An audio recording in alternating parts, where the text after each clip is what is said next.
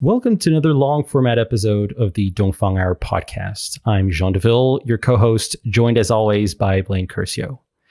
In this episode, as usual, we talk about Chinese space, or rather more specifically this time, the perception that other countries, and notably the US, have of Chinese space.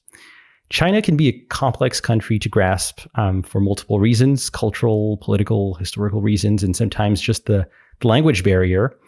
And yet we know that understanding the country, how it works, how it operates, how it thinks, this is really essential to making the right informed decisions. And this is especially true for the space industry, where we're mixing commercial interests, technology, sciences, and national security.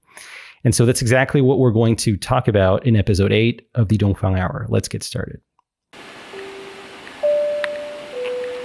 Ladies and gentlemen, we are honored to welcome you aboard the Dongfang Hour. Please make sure your seatbelt is securely fastened. Thank you. 士们、先生们，预计空中飞行时间2小时15分钟，我们预计在当地时间下午6点25分左右到达。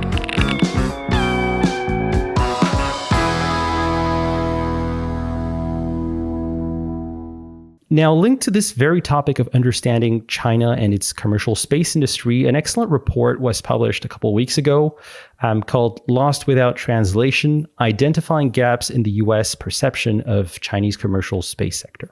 It was published by the Secure World Foundation and the Caelus Foundation. Now, a quick takeaway here on my side, I think it was a great report because it does take a novel and complementary approach to what was done on the topic previously. If you take maybe the STEPI report, the Euroconsult China Space report, or the SP report from a couple of weeks ago. All these reports, they do, they do a deep dive into Chinese commercial space. The question is, how many startups are there? What's the level of government support? What's the investment? How commercial are there? And while there is a bit of that in the last Lost Without Translation report, here it's more simplifying it a bit here, but it's taking those subtopics and going to U.S. stakeholders and asking, what do you know about this topic? What do you think about this topic? And so what's very interesting here is we're having information on information that people know. And as we'll see in a couple of minutes, there are really a lot of insightful takeaways to be had from that. And I'm not going to throw in any spoilers just yet. And that's about it for my intro. Blaine, do you have any thoughts before introducing our guests? Sure. Well, thank you, Jean, for the intro and a couple of thoughts, and then I will turn it over to our two esteemed guests. So, first of all, guys, excellent report title, Lost Without Translation. It really, in a single sentence, it kind of encapsulates very well the environment today, in particular on the U.S. side when looking at China. And it may or may not also be a reference to one of my favorite movies, Lost in Translation. So I'll have to ask you that at some point later on here, whether it is indeed a reference to that. But digressing, to Jean's point, I do think that the report does bring a really unique perspective in the sense that it doesn't really do such a huge deep dive into different verticals or technical elements, but really it's just looking at perceptions and what are the gaps in sort of communication, the gaps in understanding, and then what are some of the areas that are perhaps, well understood. And so I think in that way, it's really just kind of taking a step back, looking at the macro China-US situation in space and saying, what do we know and what do we not know? And maybe something like, Donald Rumsfeld's, unknown unknowns. So, what do we not know that we don't even know? So that being said, I will just give a very brief introduction to both of our guests, and then I will turn it over to them with our first question. So today, very happy to be bringing our listeners and our viewers a discussion with Ian Christensen, the Director of Private Sector Space Programs for the Secure World Foundation. Prior to that, Ian was a project manager for Avascent and an analyst at Futron Consulting. Ian's current employer, the SWF, envisions the secure, sustainable, and peaceful uses of outer space, contributing to global stability and benefits on Earth. We also bring Rob Ronci, who's the executive director of the Caelus Foundation. Concurrent with his role at Caelus, Rob is an independent space industry consultant. Before Caelus, Rob worked possibly with Ian at the SWF, and before that, he worked with the U.S. State Department and the Peace Corps in roles that brought him to Zambia and Norway. So another, if we have time at the end, I would be very interested to hear about Zambia and Norway. So Rob and Ian were report co-authors along with SWF intern Catherine Walsh. And we're very happy to speak with you both today. We really look forward to a great conversation. And so with that being said, Rob and Ian, welcome to the Dongfang Hour. Thank you very much. Yeah, thank you, Blaine. Thank you, John. It's good to be here. Sure thing. And so just to get things started, at a very high level, can you give us a little bit more background on the report? So, what was the report about? Why now? If was there a catalyst for writing the report over the last several months, and perhaps maybe a little bit of the methodology of the report? And so I will leave it to you to decide who takes that first, but it'd be great to get a little bit of an overview. Thank you, Blaine. I'll take a start, but then I think Rob, you can join as well, because part of the partnership here between Secure World and Caelus is that we come to this project and this report with some similar motivations and some different motivations that kind of phase together. And so I think it's interesting to hear the response from both of us. So Blaine, as you said, Secure World looks at the global stability of the space sector and its ability to bring benefit to society through commercial use or through exploration or through science or through all the various ways that space technology supports our daily lives. And as part of that, right, we're interested in areas where there's potential for tension and potential for conflict, and looking to mitigate that potential tension and that potential conflict. And if you look at the U.S.-China relationship right now, you see a lot of tension and a lot of potential for very tense conversations, and space is not unique from that dynamic. So we wanted to look at the commercial space sector, and we see the U.S. and China as two of the most significant space industry bases in the world, and that relationship is strained. So we thought it would be useful to take a look at understanding of commercial space and to see if there are areas where improved understanding could be developed and potentially reduce miscommunication and that potential for tension and conflict that might arise out of miscommunication. So kind of taking the broad U.S.-China dynamic, understanding how that drives a lot of the geopolitical conversation right now, and dialing down, looking at our specific sector and the specific role of commercial space in that sector. It's kind of our motivation. Yeah, Rob, I don't know if you have anything to add to that from the Caelus side of things. Yeah, sure. So just kind of a brief introduction to Caelus and our motivations for doing this. We have a lot of similarities with Secure World Foundation, Secure World being a more prolific entity, I would say. We're a much more small and scrappy organization, but our mission at Caelus Foundation is what we call to bring space back down to Earth. And by that, we mean two different things. We mean, on one hand, to expand participation in the space domain, try to expand the reach of who gets to participate. And then on the other hand, to engage with the space industry issues with a critical lens, kind of trying to put it in the context of the bigger picture.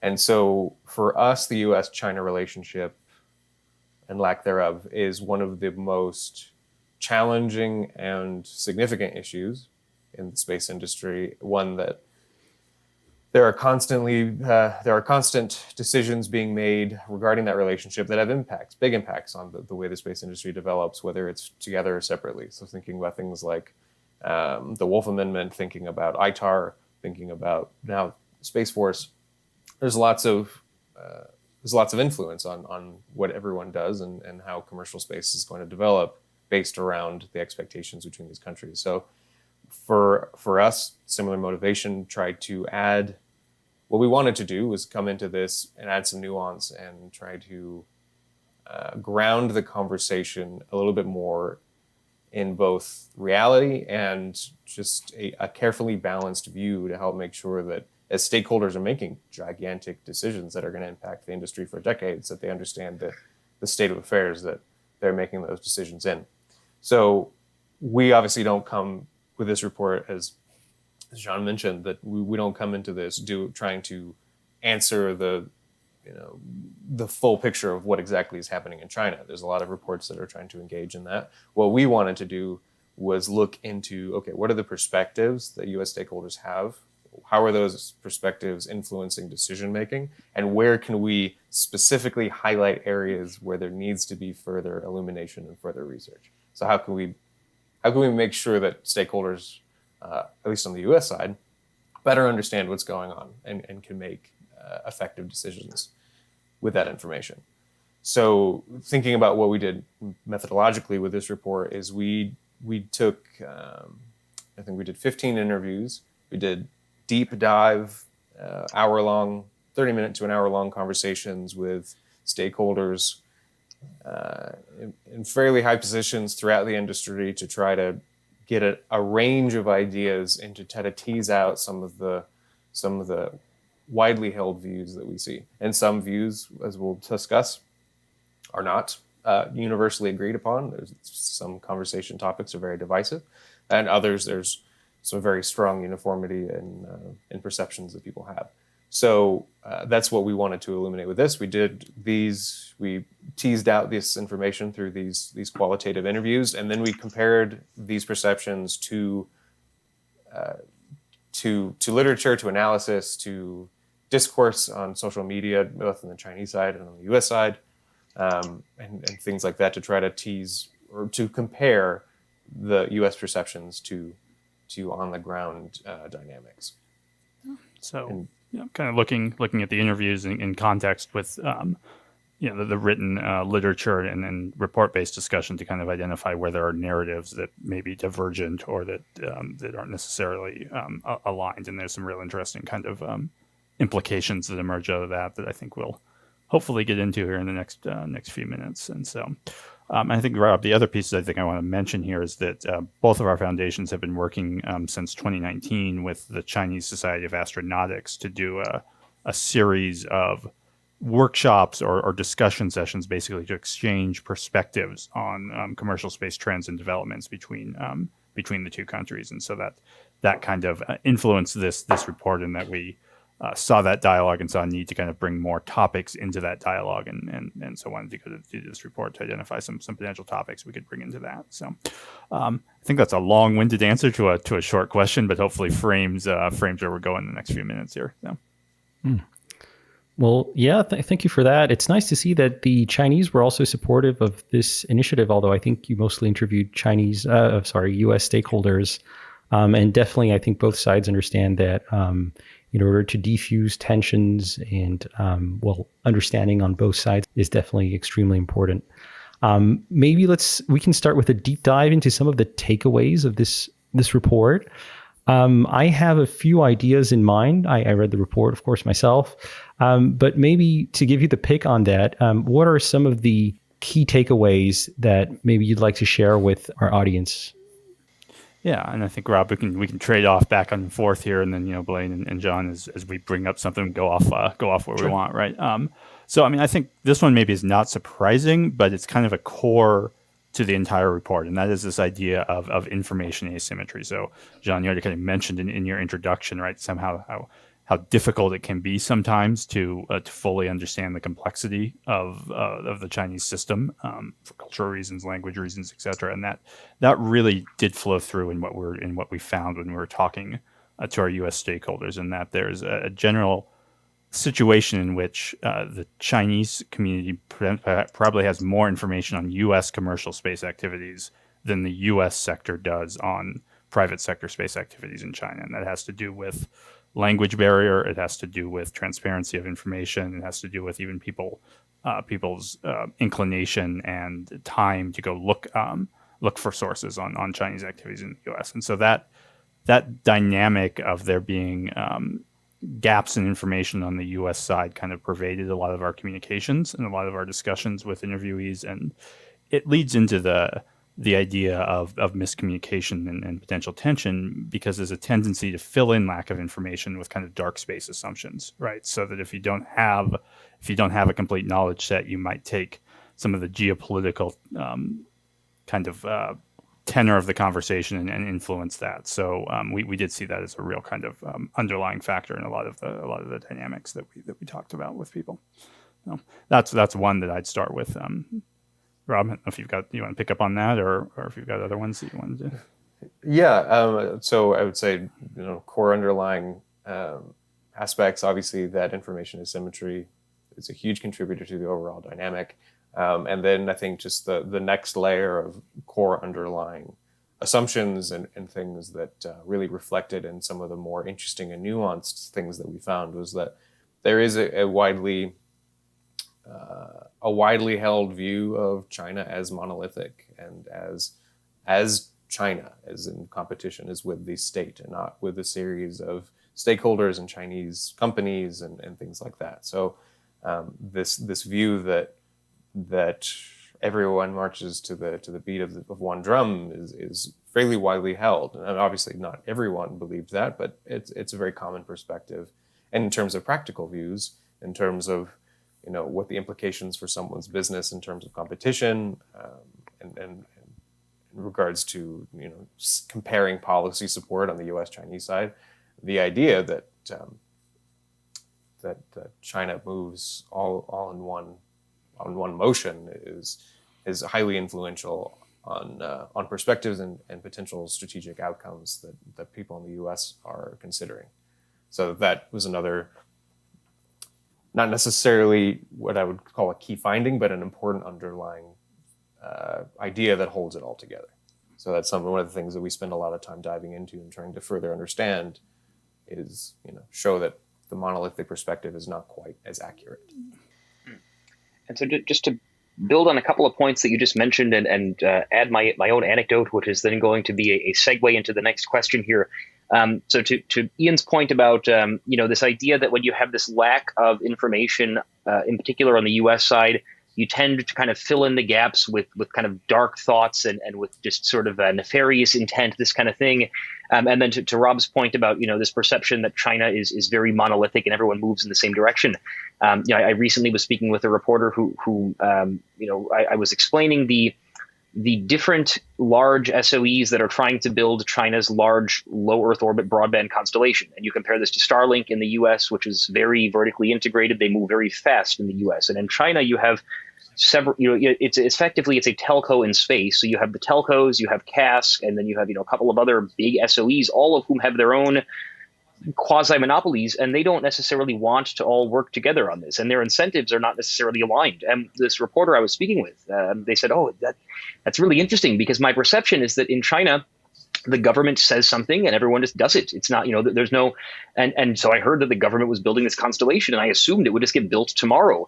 And this was surprising to a certain extent to me that this was their perception, but I guess not so much, but again, it was an interesting moment there. And so I guess getting to my question, were there any takeaways that were more surprising to you? Because you mentioned, this information asymmetry, which, as you said, is not necessarily such a big surprise, but were there any things that you found to be, highly, again, surprising, let's say? Yeah. So there's quite a few things that come off the top of my head that were very surprising, which always is a good sign of effective research, is when you're like, oh, just kind of like starting with more superficial one, and then I think we can dive into some of the more meaty things. But I think one of the things that was really interesting was the perception of current competition. That we spoke to individuals from a wide range of industry segments. We didn't cover everyone, obviously, because we didn't do that many interviews, but we covered an interesting range, and it was really common for everyone to assume that launch was where competition was currently active or was about to be active between US and Chinese firms. That they expected, we're not in competition currently with any Chinese firms, but we're not a launch company, so the expectation is that launch is where that is. But then the launch companies we spoke to, there's no, they did not perceive any current competition. Instead, it was our geospatial interviewees that we talked to, they are actively competing, and they are actively, even sometimes engaging in business if it's like data purchasing and things like that. So it was interesting that there's kind of this sort of blind spot over which parts of the space industry are most visible, and launch, I think, just catches the most attention, and versus something like geospatial and satellite imagery and things like that, which is a rapidly growing and mature industry, but it's still kind of ignored in people's perspectives. So that was a very surprising and interesting, more fun fact. And was there any indication of, from the perspective of the U.S. companies, why there was this lack of competition? What was their point of view explaining that situation? Was there any feedback on that point? specific to launch or just more in general? Just more generally, is it because, maybe the Chinese space ecosystem doesn't have the maturity, maybe it doesn't have the technology, maybe, were there any perception of why this was the case of having, not that much competition? So I think what I reflect back on is a lot of the people were talking about markets being closed to one or the other, right? So the U.S. company can't go directly and serve domestic markets in China, and the Chinese company conversely is not likely to come serve a lot of U.S. markets, right? You don't expect, we see Starlink having, market access in China. We don't expect to see that anytime soon, right? And then likewise, I don't think you would expect to see any of the Chinese large constellations having market access in the U.S. So I think from my standpoint, that was a lot of it was about rather direct competition in the domestic markets of the two respective countries. You did see a few people talk more about potential for third-party country competition, and there it was, as Rob said earlier, right? They had trouble separating competition with China, as in the country, the state, with competition within the individual entity. So I think people didn't necessarily differentiate the ecosystem in terms of where competition might occur. Conversely, the geospatial people did to talk about active partnerships or active competition with individual companies. So, yeah, and I think also, the primary perspective that people had was that there's not access to the same markets, and I think there was the idea that eventually the third country markets would be where competition would be held, but that there's still maturation going on there, and then also a lot of the Chinese companies just hadn't caught up to the U.S. companies yet. So I think that was a big part of it. But a variety of reasons, and then a lot of people actually just really weren't sure. They expected competition to be soon. They weren't sure of who the competition would be, if it would be SOEs or if it'd be private firms. There was a lot of uncertainty in that. Yeah, and so just kind of a little anecdote, right? One of the launch providers that we talked to said, none of our customers take a Chinese commercial launch seriously. So as soon as the customers bring it up, then we'll start looking at it, right? So that their customers aren't considering Chinese launch as a viable option. Why? So that the company itself doesn't necessarily have to track it, right? So, and generally, is Chinese competition in the future? Is this something that U.S. companies are bracing for, and are they anxious about some points of Chinese competition, or yeah? So I mean, one of our key findings, right, was that U.S. companies are generally open to the idea of Chinese competition, and as we said, expect it, but they're really looking to understand the terms that competition will be on, and to the extent that it will be based on fair market practices, right? So that's a bit of a layered answer, right? They expect it to come. They generally believe that competition on a market basis is a good thing. That's kind of an ethos of American style innovation, right? That market competition leads to better outcomes. But there are real concerns about what the structure of Chinese entities would be, and the resources behind them, and whether those would be, how much government support would be involved, and how much government role there would be involved in actual, product offerings or other things, and then kind of just big questions around business practices, right? So, right, yeah. So just to add a little more, I think we had I think there was only one interview we had where. And it might have only been because it just didn't come up, but every other interviewee said that they have a clear expectation that competition is coming in the near term, and that they are all concerned about anybody who was an entrepreneur or was at their own company, because we just spoke to investors also. Anybody who was on the business side was confident that they will have to consider Chinese competition sooner than later, even if they aren't doing it now. So it was definitely an immediate concern, even though they did not know how to get better information on it. They knew that they needed to. Yeah. And so if you look in the report, there's a section where we talk about what our interviewees told us were their perspectives on the strengths and weaknesses of Chinese commercial space companies.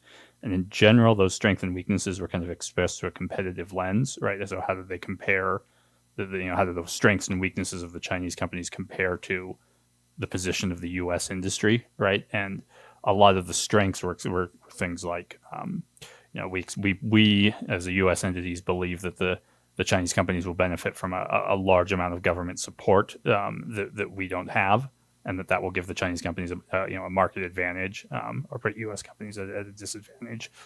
There are findings there that that people believe that Chinese companies would come in with a cost advantage and over U.S. companies, right, and that would put U.S. companies at a competitive disadvantage. And then people express, some perceived weaknesses of Chinese companies, which had to do in part with affiliation with the state and some of the Chinese state and the party, and some of the branding implications, the negative branding implications that might come with that. So that sort of interplay between what a Chinese space company is and the role of the state supporting it kind of influence people's views on competition. And it's interesting what you're saying about how what the perception is of Chinese companies being strongly funded and government supported, and when Blaine and we talk to Chinese companies, generally they have the same opinion of the U.S. ecosystem. It's like you have NASA buying all these services from the U.S. new space. So U.S. companies, you're the lucky guys. It's not us. So I found that quite interesting. Yeah, I think it's a pretty good example of where some of these gaps in perceptions really are, right? Where and it's debate what a subsidy is and what the role of government is, but each side, quote unquote, currently has questions around that, right? Yeah. And I think one point that was interesting as well that you mentioned was price competitiveness, and I think this is maybe where the perception, in my opinion, is rather more true than false. We Blaine and I have both lived in Shenzhen, and Blaine's now based in Hong Kong, but we're really in the heart of the hardware manufacturing of China and of the world there. And the Chinese have been able to bring the costs of consumer electronics down extremely at an impressive rate. And one of the debates that we see currently in some of the Chinese space symposiums that we have in China, they discuss a lot, is this competitive advantage that China has in bringing the costs of electronics down, is this applicable to space?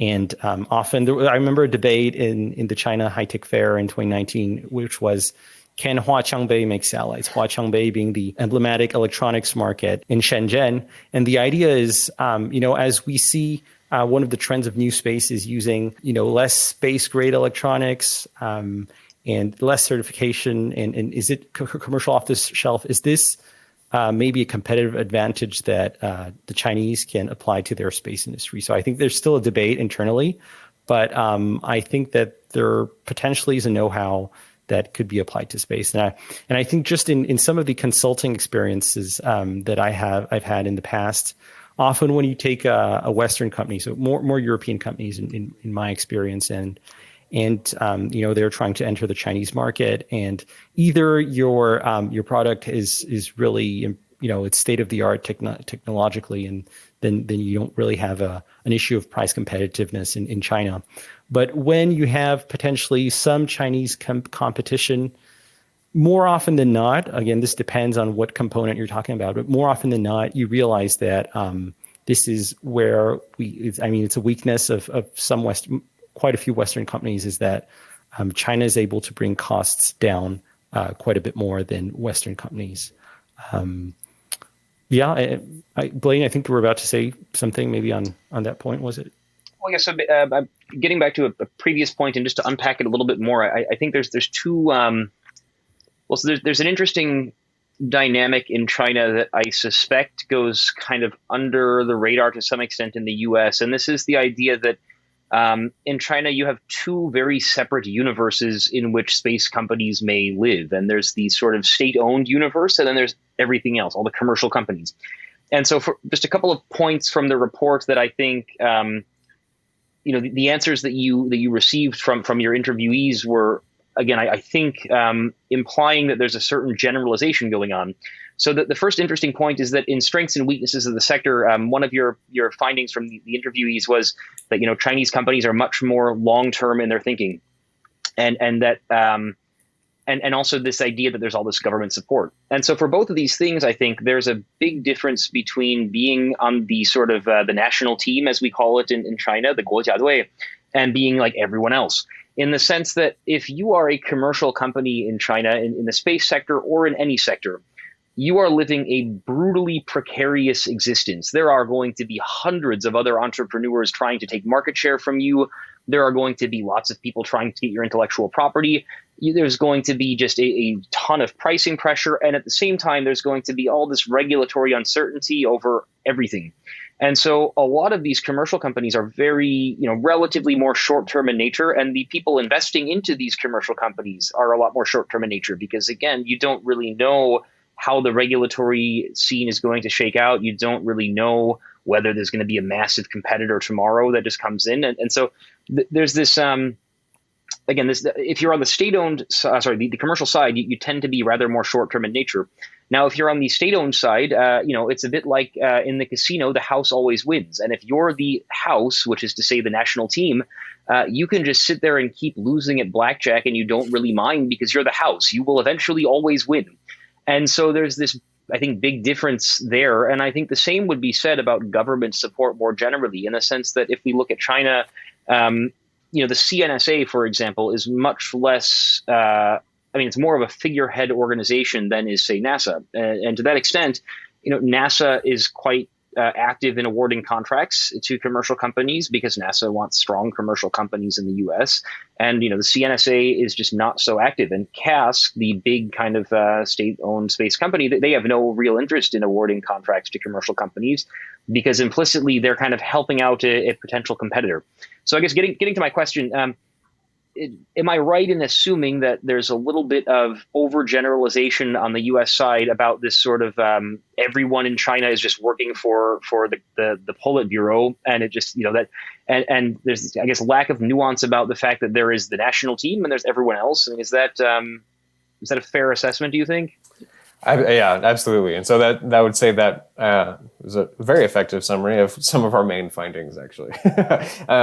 That there are these the complexities that you just described. The idea that that there is like tension and there is some friction between SOEs and the commercial players where they're not getting to participate in some of the activities because there's not the incentive to have them do that. Those things would be very surprising to most of the people that we interviewed. Some people that we spoke to had done, business with China in the past, or at least had awareness of what was going on, and they kind of echoed some of the similar points. But the much more common perspective was that those dynamics don't exist, and so that would be very surprising. So an overgeneralization, I agree, is a very valid takeaway. Yeah, and then Rob, I would characterize that the majority of people we spoke with openly said that they weren't spending a lot of time actively tracking China, right? They were kind of aware of it as a coming competition, and then in the geopolitical context, but it wasn't the Chinese market or competition with Chinese companies wasn't part of their day-to-day business, so they didn't have necessarily a business imperative to really get down into where these you get level of detail where you'd see some of these dynamics that you're talking about, right? So that the incentive or the need even to kind of better understand it doesn't quite yet exist, and so going back to the beginning, why do we see all these reports coming out, SB, IDA, et cetera, right? There's beginning to be an understanding that I think we need that in the community. We need to have better visibility into these nuances. So. I guess if you're not really looking specifically at the Chinese space industry and you're just looking at it through the lens of what you get from mainstream media, the reports we get is usually more of the high-profile missions, Chang'e 5, Tianwen-1, the lunar, the Mars missions. And when you look at who's behind that, it's the Guojiadui, it's the national team. And so you have the feeling that everything is, the Guojiadui is behind all of these projects, and there's nothing else. Absolutely, and that's it. Like, it really suggests a lot about the visibility and how visibility about certain aspects of the space sector really influence the way things are viewed. Because I think you can take conversely on the U.S. side, the U.S. space sector is either NASA or SpaceX, and those are the kind of like the two kind of windows into how things work here. And so, SpaceX is a highly successful U.S. space company, but it is by no means emblematic of how a commercial space company operates on the U.S. side. And so there's a wide range of complexity, a wide range of dynamics. And yeah, to your point earlier, Blaine, or actually I'm not sure who made the point, but that that there's this, that on the U.S. side, well, there's this idea that Chinese companies will have all just infinite government support. That's the opposite. The idea is like SpaceX wouldn't exist without significant government support, and so it's interesting to see that there's maybe, I don't want to say finger pointing, but similar ideas that the other side is getting all of the cake. Our side is not. So I think that is very fascinating. And that, Rob, is a dynamic in our industry, but it's not necessarily unique to the space industry, right? You see a lot of debate about subsidies, say, look at commercial aircraft manufacturing, right? And some of the debates between Boeing and Airbus and whether that's fair practice, right? So it's, these are conversations we have in a lot of different places, right? So Blaine, something that you raised, I just kind of want to come back to, right, is this idea of funding and venture, and whether investment horizons are different in China than they are in the U.S. Is one of the more interesting things as I looked through our findings, right, it was that we had a lot of people tell us that they thought Chinese VC had very long time horizons, right, and that something was fundamentally different in the way that venture worked in the Chinese market. One of our VC interviewees told us, I can't invest in an asteroid mining company that's not going to be profitable for 15 years. I just can't do that. The Chinese can. So that patience coupled with capital will make a big difference in the space sector. And then we get into some of the literature and some of the writings on the Chinese side, and you find that VC has shorter time frames potentially in China than some of the U.S. ones. I think you were just talking about that, right? So these assumptions of the monolithic of a long-term viewpoint, they appear in a lot of different places in this conversation. So I just found that one particularly was really it was a real strong kind of counterpoint kind of situation. With that perception. Yeah, that's a good point. I guess companies like Landspace wish that VCs were so long term in China. I mean, really, it's pretty. And again, I mean, you can understand it to the extent that again, it's if you're, for better or worse, in the U.S., if you are investing into a commercial space company, you more or less know the rules of the game, and that at the end of the day, it's the rules may change somewhat, but the odds of the CEO of that company getting up at an event and saying something bad about some regulator and having that just end up being the end of that company, that doesn't really happen in the U.S., I suppose. Quite the opposite. Elon Musk says whatever he wants about regulators, and it seems to have no impact on SpaceX's value. If anything, it's good for them. Yes, yeah, exactly. I saw SpaceX is now worth $74 billion as of the last funding round, and that's increased 80% over 10 months ago. So yeah, it's I don't think that you'd have the same result in China if I don't think so. And I guess the long-term perception that the U.S. has, it can also be due to the fact that, again, mainstream media tends to put forward more of these state-owned projects, and state-owned projects tend to really have this long-term viewpoint. And you see CNSA, you see CASC, they publish, their roadmap of space in 10, 20, 30 years. You have just the political system in China tends to, administrations last 10 years and probably more in the case of the current one. It changes a bit more in Western countries. So, I guess, again, going back to what Blaine was saying previously also, it's this distinction between state-owned and central government and the commercial companies. Yeah. And one of our recommendations in terms of future research out of this, right, is that just diagramming and further elucidation of that ecosystem and sources, that the Chinese ecosystem and different company types and the relationships would be useful to have in the U.S., right? Because it's just not a very wide understanding of the different levels and different types of companies and then their relationships and how they tie or do not tie back to the state program, right? So that's one area that we suggested would be useful for additional reporting and additional analysis. Yeah, and expanding on that a little bit, I think the the subject of the long-term views is really points to this kind of larger emblematic challenge, which is what we really wanted to get into, which was that there are common overarching perspectives, large views that aren't adopted for incorrect reasons, but that when you take those bigger views and apply them to every smaller situation, then your understanding of reality starts to shift off into the inaccurate. And so thinking about, as you mentioned, the mainstream media will show the big national activities, the big SOEs, what they're doing, all of the lunar program. There's this kind of combination of, I think, those activities do seem to have a clear long-term horizon. Then you have, on the US side, there is a unknown challenge, regardless of China, that the administration changes have huge impacts on what the space industry is doing. So I think there's just a conscious recognition that that's a weakness on the US side, is that 4 to 8 years from any point, no one really knows where funding is going to go. So it's already a sensitive subject. So then seeing the Chinese lunar program having a more stable understanding, clearly, we're just how fresh as Artemis at this point.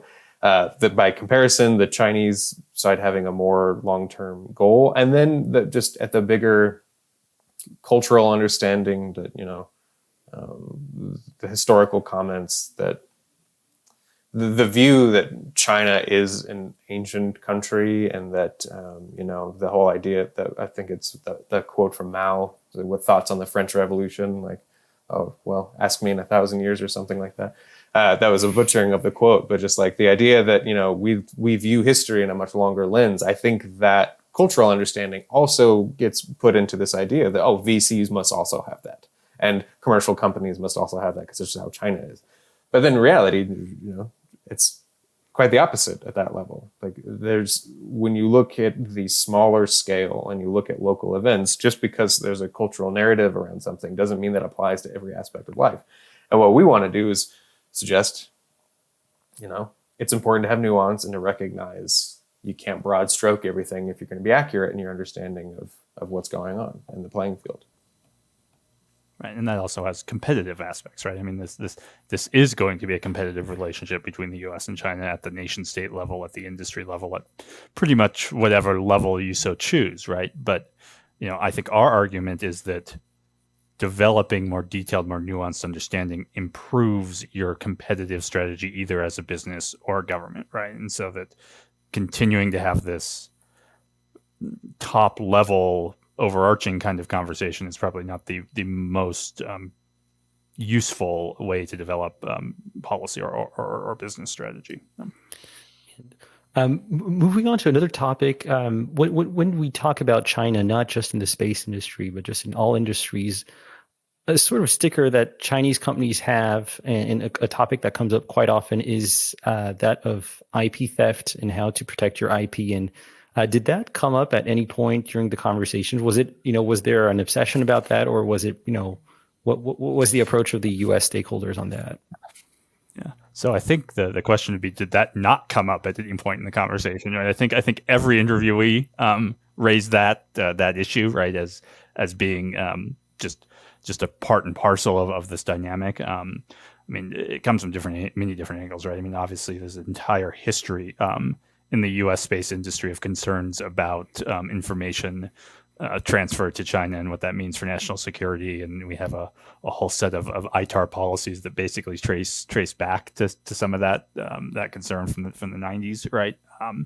But if I were to characterize how our interviewees described it, all of them basically considered the risk of IP theft to be a fact of life in dealing with Chinese entities.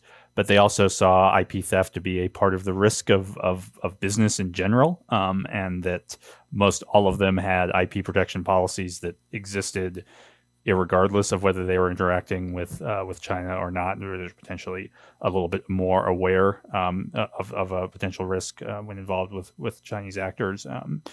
Distinctions several of our interviewees drew between just kind of general industrial espionage and IP theft risk and interaction with Chinese entities was a perception that the state in China was a little more supportive of it than perhaps might be in other jurisdictions.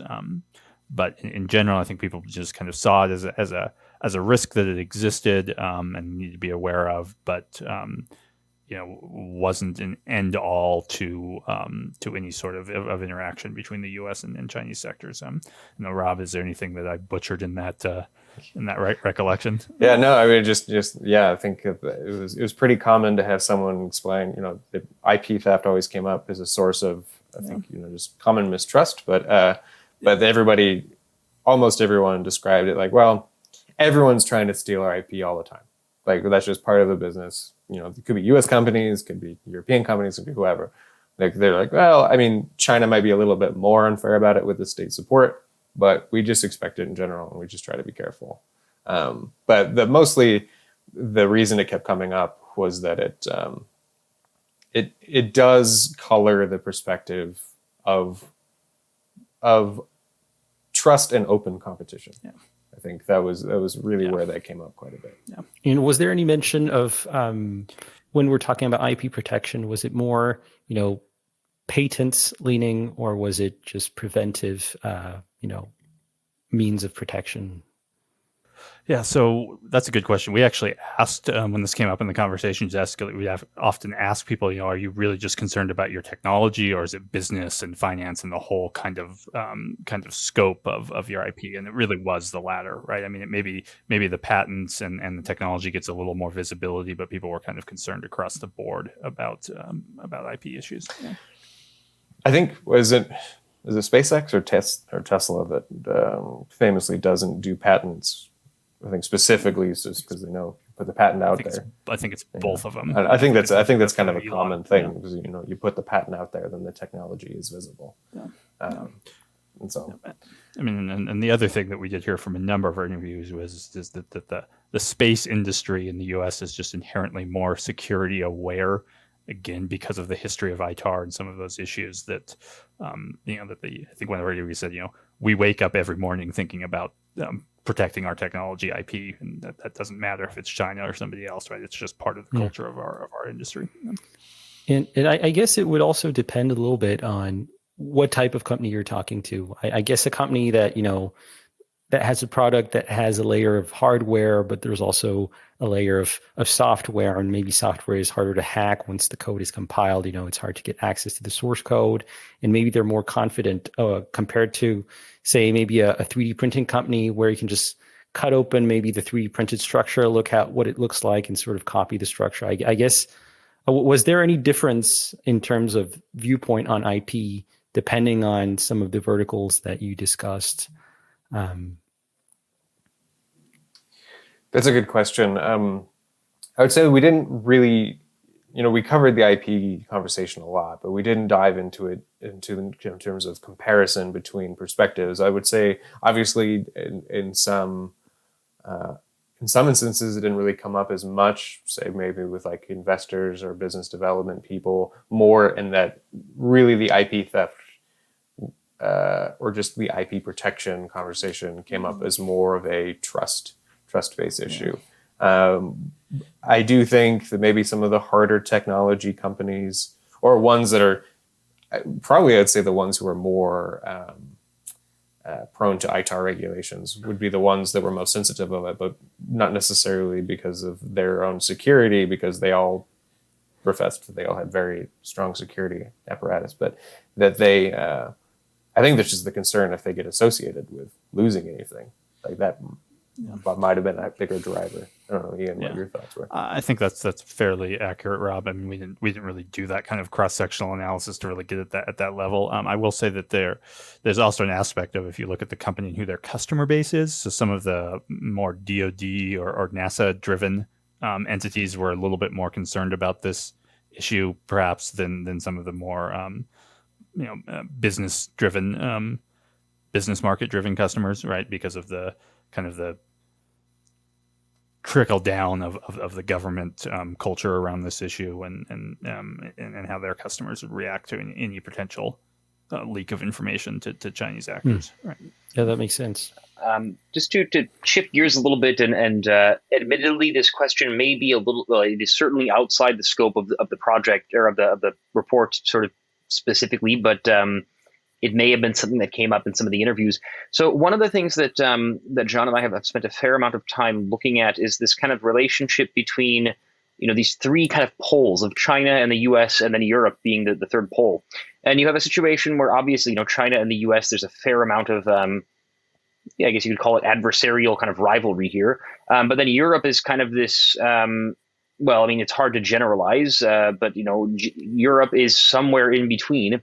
And then even within Europe, there are many different countries that have very different viewpoints towards the US and China in the context of space.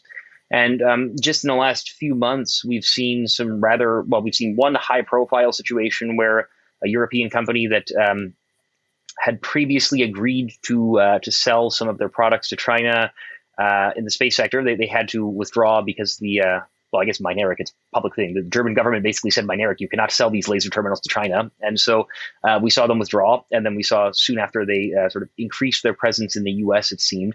And so there was this very clear kind of choosing of sides in that way, and whether that was a purely business decision or whether it was, the German government saying, look, we don't really like this. That is, I guess, we don't know. But did you hear anything, or do you have any thoughts on, I guess, the role of Europe here, and from a U.S. perspective, I guess, what are the thoughts on the role of Europe in the context of China? If that and if that's outside of your area of expertise, by all means, you could take a pass. I don't think we I don't think we have prohibited passes. So yeah. Well, so obviously this is something we dove into deeply, but we did touch on it a little bit, and mostly just that I would say that the U.S. perspectives were largely that there was a self-awareness that the U.S. is more sensitive than Europe is about China. And that that kind of ranged a bit. Some stakeholders were like, our European colleagues, might not be as open about it, but they're definitely as concerned as we are. And then some U.S. stakeholders felt that Europeans didn't care, and that they were going to go and do business with China. And I think it was just kind of reflected on which industry segment that they were in. But there definitely was an overarching perspective that Europe was more likely to engage in commercial activity with Chinese firms than U.S. firms would be. Ian, if you have other thoughts. Yeah, I mean, I'm not opposed to widely speculating at times either. Excellent. So even if this is a little bit out of scope, I love wide speculation. Let's do it. Yeah. Yeah. So Rob, I think the one place where it did really come up that I can remember specifically is in the geospatial interviews, right? Mm-hmm. Where we were talking about where there was current competition, and some of our interviewees there described bids that they were involved in that were bids out of Europe, and that they were competing with Chinese companies through that kind of third party country, right? And that they saw more of a functioning, interchange of competition through that arena. To get to the wild speculation part of this, right? I think this goes back to space is a very government-driven market, right? And the tenor of the U.S. government versus the tenor of the European governments towards engagement with China is different, right? So there's a congressional bar on NASA cooperating with China, except for in very limited and defined circumstances. You see, ESA being more open to cooperation with China's civil space activities, and you see governments like Italy and France also engaging in more cooperation at the national level with China. And I think that flows down into the openness of the industries in the two respective jurisdictions to be willing to consider engagement or cooperation with China, right? So I think to explain why Europe might be a little more open to this, broad brush generalities, right? I think that's an important factor. I also think it's going to become increasingly likely that European companies are going to have to choose essentially one or the other, right? I think it's going to be very difficult unless something changes in the tenor of the U.S.-China relationship for companies to kind of act and try to serve both markets effectively, right? I think you're going to have to probably be forced into putting your efforts on the U.S. pole or the Chinese pole increasingly, and then that's unfortunate, but I think it's a kind of a nature of the geopolitical tenor of the relationship right now. Rob and I were talking earlier this week about the sudden turn in the EU-China overall trade framework agreement, right, which has suddenly taken a much more restrictive and less open turn, right? And so that might if that continues, that might affect European companies' ability to continue to look at the interaction with China. So I don't know, a lot of speculation, not an answer, but very, very interesting topic, right? And I agree that about the European companies having to choose sometimes. And I guess this is something that U.S. companies face a little less because for European countries, you have the choice between two huge markets, the U.S. market or the Chinese market. For U.S. companies, I mean, the U.S. market is your domestic market. You're not necessarily going to give that up to go to China, right?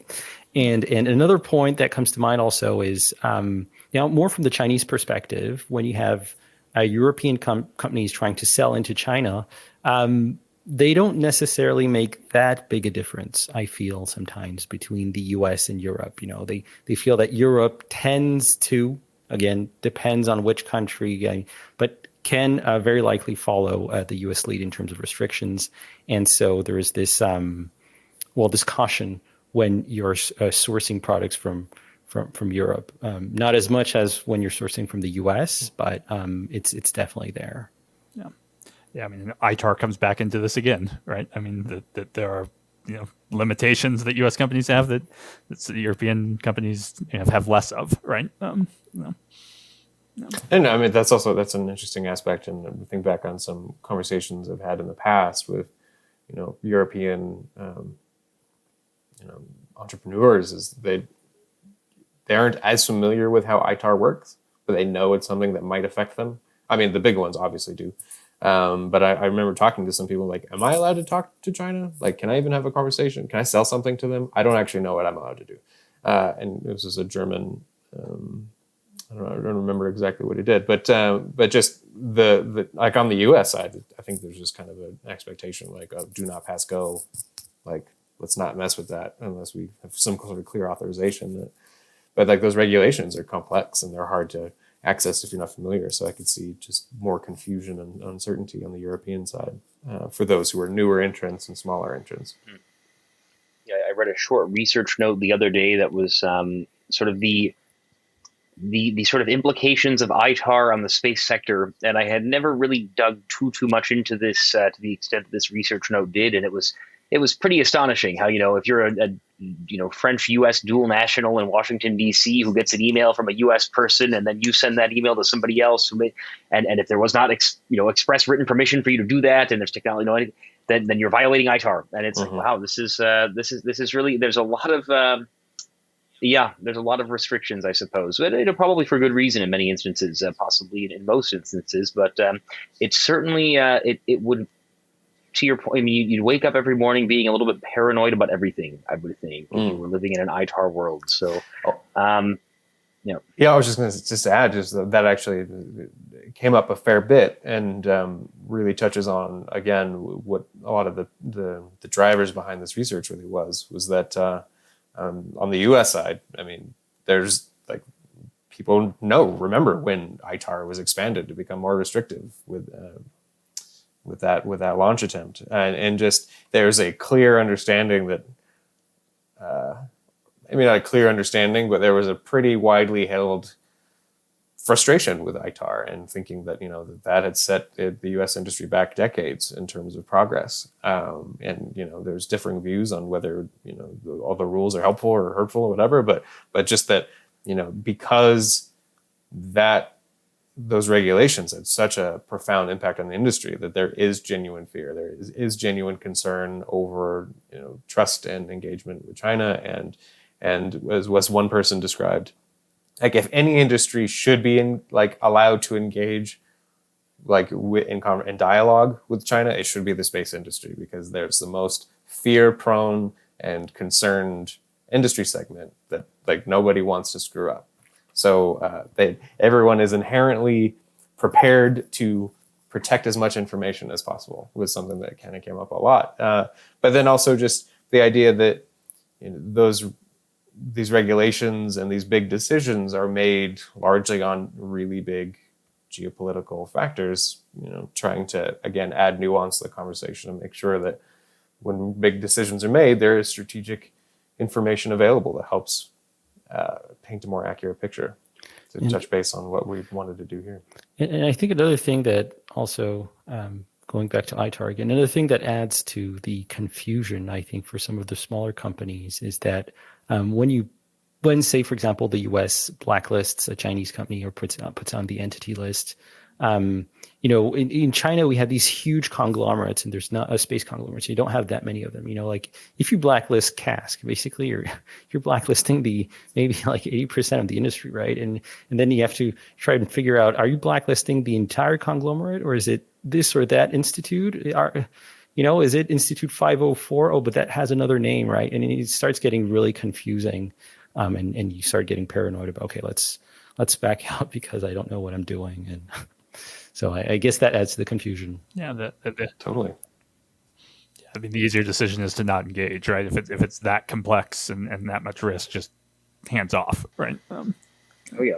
So I think we're about coming up on the hour. So before we wrap up, are there any specific points or anything that you think that we've just completely missed that you'd like to discuss, either of you, while we're still on the line here?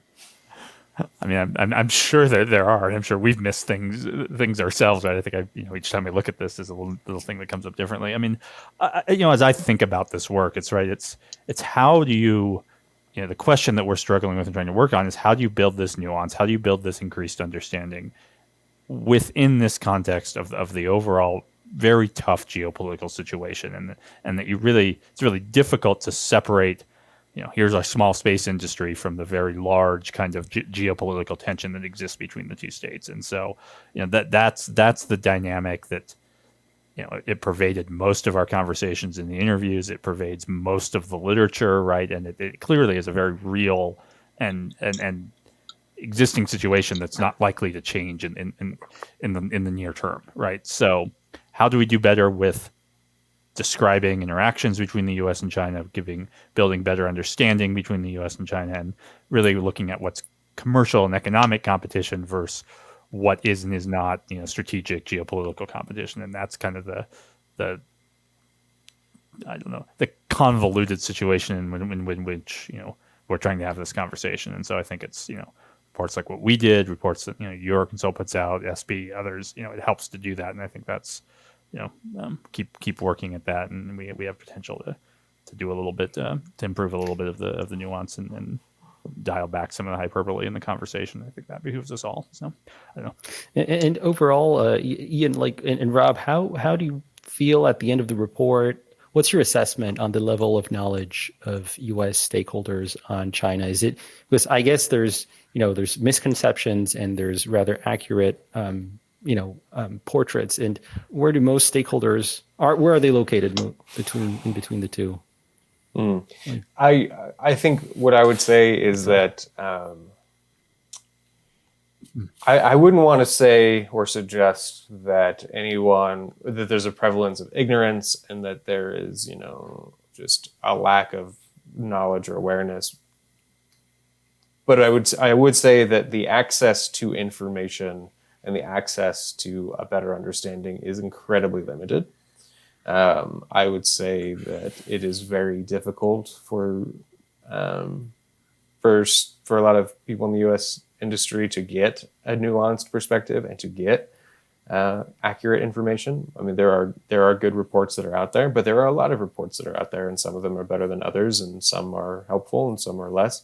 And I mean, a lot of times people are not taking a dive into a 70-page report and teasing out the high information on that. So I would say, I guess I would personally feel most comfortable saying that there is definitely a prevalence of significant gaps in information on the Chinese commercial space sector. And I think these are gaps in information that, if you read the report, we try to highlight those, where more information that's better understood, easier to access, and more widely distributed would be helpful for making sure that big picture, strategic, both economic and policy-wise decisions are made that are effective and have the best outcome. So I think that's my takeaway on that. Ian, I don't know if you had to add. And by what you just said about people not necessarily having the time to dive into 70-page reports, that also suggests that the solution is not necessarily more reports, big reports, but also other alternative ways to just talk more about Chinese space in various means of communication. Yeah, I mean, fully agree with that. I mean, forums like this, it's part of the reason that Caelus and Secure World are trying to do this dialogue project with the CSA, right? Just to slowly bring in additional U.S. companies and U.S. people to participate in low-level exchanges with Chinese entities to kind of build that, build a little bit of, trust isn't the right word, but a little bit of familiarity, right? That helps.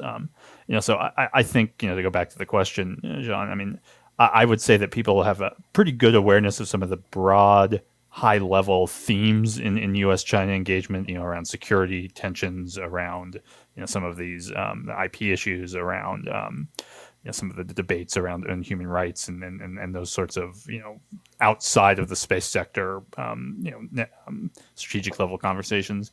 I would then characterize that the understanding of China's space ecosystem and the structure of industry and the relationship with the government is not very mature in the U.S. and that's where there's need to bring that maturity up a little bit more. That makes a lot of sense. So I fully understand that there's a whole lot more to discuss in the 70-page report, and so we certainly we wish that we could go on for 45, Sorry. Indeed. Not yet. No. I should know. I did proofread it at one point. Yes.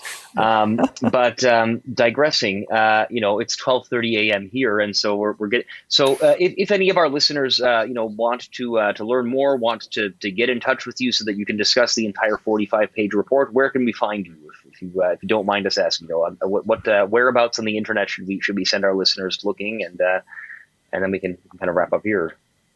So the report is available on both of our foundation websites, so swfound.org and Rob at Caelus. It's caelusfoundation.org. Yeah, so the report is there. My email is openly accessible on the Secure World website as well, but Christensen at swfound.org. SWF has a Twitter handle. I actively avoid social media, so you can't find me there, but feel free to at our SW Found handle as much as you want. No, Rob, yeah, we're more responsive on LinkedIn, but you can find our foundation and myself, so Rob Ronci at LinkedIn. Well, thanks very much for having us. It was nice to be able to talk about this, and if anyone has any questions, they can reach us at our websites, and we look forward to engaging further on this topic with everyone else. So thanks again. Yeah, Blaine, John, thanks for having us. I mean, Secure World, we always enjoy opportunities to have these kind of conversations. I always learn as much as I think I share in conversations like this. So I've got some things that I'll take back out of this and roll into our continuing research on these topics, and look forward to future interactions. And yeah, for any of the viewers out there, please do not hesitate to reach out. So we're here. Thanks. Thank you. Great stuff. Ladies and gentlemen, viewers and listeners, Rob Ronci of the Caelus Foundation and Ian Christensen from the Secure World Foundation. Thank you both very much for your time and for your insights, and thank you everyone for listening or watching. This has been another episode of the Dongfang Hour. I'm Blaine Curcio, joined by Jean Deville, and we will see you next time. Well, Rob, Ian, thanks a lot for your time, and thanks to our listeners for watching this episode. We'll see you next time. Bye-bye.